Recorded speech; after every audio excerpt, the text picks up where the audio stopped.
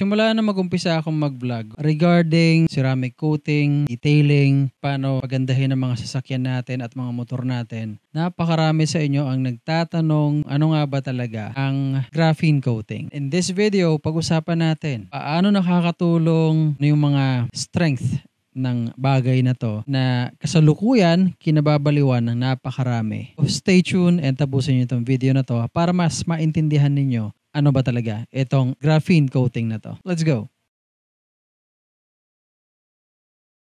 If you're new to this channel and you're interested para pag-aralan ang graphene coating, ceramic coating, detailing, syempre motorcycle, since we are a motovlog channel, hit that subscribe button right now kasi napakarami sa inyo. I believe ang nanonood na hindi pa nakasubscribe. So go ahead, please subscribe to the channel and magtanong kayo para makatulong itong mga videos na ginagawa natin dito. Anyway, so ano nga ba ang graphene coating, guys at mga karo? Okay. Recently, may nagtatanong sa akin, ceramic coating, graphene coating, ano ba pinagkaiba? Pag-usapan natin yan in a different video kasi itong video na to will be only about the graphene coating. I have some notes over here, babasahin ko para wala akong ma-miss. No? Well, graphene coating is the latest technology advancement pagdating sa automotive detailing market. And when I say automotive naman, since ito ay ginagamit na pang detail, that also applies to motorcycle. So it's not only sa kotse, automotive, kundi pati na rin to sa mga motor. That includes us, user ng motor. Mapa big bike man o mapa small bike. Dami-dami na to. No, ganun siya. That is the reason why if you're on social media, most of the time Facebook and even YouTube actually, you will see regularly, have seen yung mga napakaraming ads about this graphene, promoting graphene products. Ano? So graphene, you will see yung debote, which is yung pamahid, at meron na rin mga sprays or the graphene sprays or infused ng graphene na klase ng mga sprays. No? Para lang maintindihan natin, ang graphene ay isang carbon-based nanomaterial. Pero hindi na siya masyadong bago, guys at mga karo. Because a couple of years, meron daw British professors na nakadiscover na to way back in 2004 pa. So that was 20 years ago. And in fact, nakapanalo pa nga raw to ng isang Nobel Prize in 2010, after 6 years.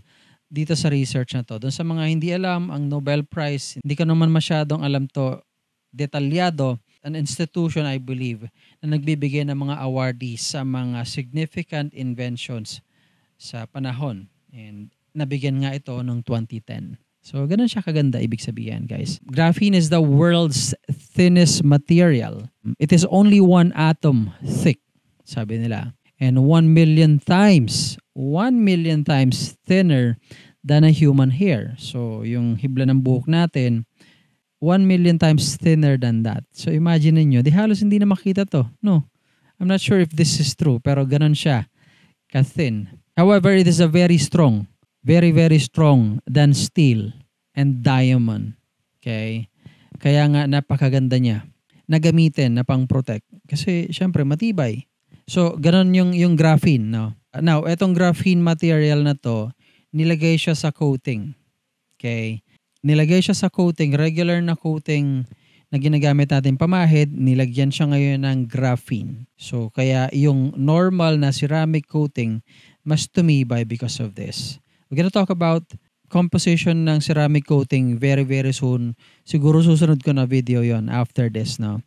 Anyway, what are the benefits and strength of a graphene coating? Pag-usapan natin yan. Okay, because there are many benefits of graphene in automotive applications. And actually, compared to ceramic coating, madami siyang parang lamang, you know, as what they say. Una, high water contact angle. So, kung natutuwa na kayo sa ceramic coating, mas matutuwa kayo kung ang hanap nyo beading talaga or yung may mga namumuumong bilog-bilog na patak ng tubig sa ibabaw ng sasakyan or sa paint ng motor ninyo, mas matutuwa kayo dito kasi it has higher water contact angle. Kaya mas maraming bidding kayo makikita. Now, bakit importante yung bidding? Hindi lang siya dahil sa magandang tignan, yung bilog-bilog sa ibabaw ng kotse natin, kundi maganda rin kasi siya, or it is a sign na talagang hindi ko makapit yung tubig. Kasi water with its minerals, ang tendency niyan, pagka unprotected yung isang panel mo ng pintura, ng kotse mo o ng motor, because of the minerals, na-stuck yan doon. Okay? Doon sa ibabaw ng pintura. Now, because of the property na ganito ng graphene coating, pinaprevent niya na pumasok yung mineral na yon. Okay? Gets? Pintura, you have patak ng tubig, say tap water sa gripo, hindi yan pumapasok sa pintura natin because of the surface that's sealed with the graphene coating. Yun ang ginagawa niya. If you did not see my video pa kung paano ko pinompahan yung ng tubig yung windshield natin, check nyo yung ating channel or yung page natin. Makikita nyo kung gaano kagandang tignan. Anyway, yun yung reason bakit may beading. Okay? Now, another thing, anti-static dust. I'm not saying na walang property si ceramic. We're not comparing in this video, but we will soon be comparing both later on. Anyway, meron siyang anti-static. Okay? Ang ibig sabihin nun, pagdating sa dust, hindi kumakapit yung dust. Although, syempre, depende sa kung gaano karaming dust ang umiikot sa paligid mo or pag na-stuck si kotse or si motor at na lagyan ng dust, alikabok, hindi kumakapit ng basta-basta. Syempre, ibang usapan na pagkataon nang nandyan yung dust. Hindi natin masasabi, syempre. The normal usage ng mga sasakyan natin pagka na hanginan ng dust or ng alikabok yung kotse natin, hindi yan kumakapit. Bombahan mo lang ng tubig yan. That is actually the reason why sinasabi nila pagka naka-ceramic or naka-graphene coating ang sasakyan mo, pompahan mo lang ng tubig, matatanggal na. That is because of the anti-static property ng graphene coating. Next, pangatlo, it's highly flexible. It's less susceptible to cracking and chipping. So, it's flexible. I think this is the big difference ng dalawa, no? Kasi ang ceramic coating, matigas na matigas din yan, pero wala siyang flexibility na meron yung graphene coating. Now, this flexibility sa graphene coating nakakaiwas nga sa cracking and chipping. Sa cracking kasi, di ba, yung pagka masyadong matigas yung isang bagay, di ba, sometimes nagbe-break siya, lumulutong, nagka-crack. Dito sa graphene, what they're saying is not gonna be a problem. Next, ease of application.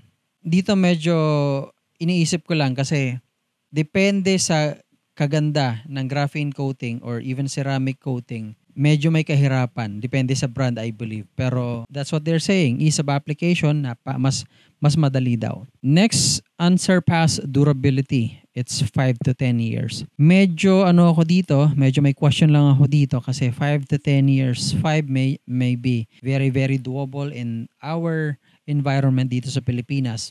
However, for 10 years, huwag nating masyadong asahan yon because of, una, weather dito sa Pilipinas. Be it mainit, malamig, maalikabok.